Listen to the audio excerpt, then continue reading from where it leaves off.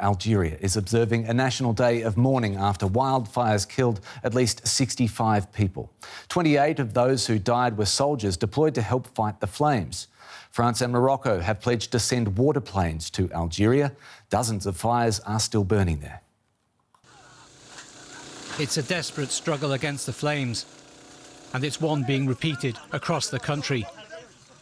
Civilians and soldiers take on the fires with small water hoses and branches. In this war against destruction, the frontline battles are being fought in chaotic conditions. There's no coordination. We have no water, no fuel, no electricity, no fire trucks, no ambulances to save people. The fires have reduced district after district to ash. People have lost their lives, livestock has been killed. And as some locals return to their devastated homes, the question is, what of their former lives is left to them? There's a lot of damage. Some people have lost their homes, a lot of things. The trees won't grow back anytime soon. The people live off their olive trees. This is only the beginning of the disaster. There is solidarity. Volunteers in the capital Algiers collect donations to send out to the fire-hit regions. Clothes, food, medicines. As the scale of the emergency becomes clearer and clearer, ordinary Algerians are stepping up to help. There's nothing new about seasonal wildfires here, but the country has rarely seen anything like this. This time it's really exceptional. We received a lot of donations, but also a lot of volunteers. A lot of people who contact us from morning to night. We receive calls all the time to give donations, to come and help, to ask what to do. Because people are lost. They don't know what to do. But there's no respite in sight when it comes to the fires. The heat wave is unrelenting, with temperatures reaching 50 degrees Celsius. Strong winds are still fanning the flames. This battle is far from over.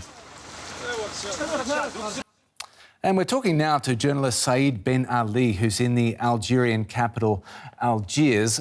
Saïd, northern Algeria has been in the grip of devastating fire since Monday now. What's the situation now?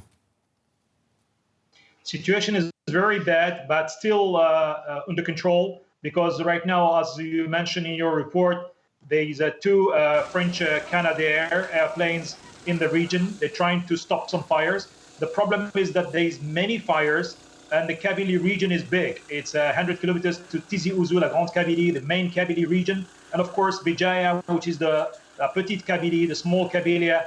And of course, this area is surrounded with forests, sea and mountains all around. It's very remote area.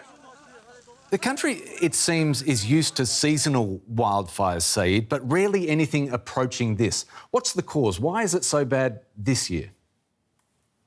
There is many causes. Of course, among the cause, of course, crime is the first reason.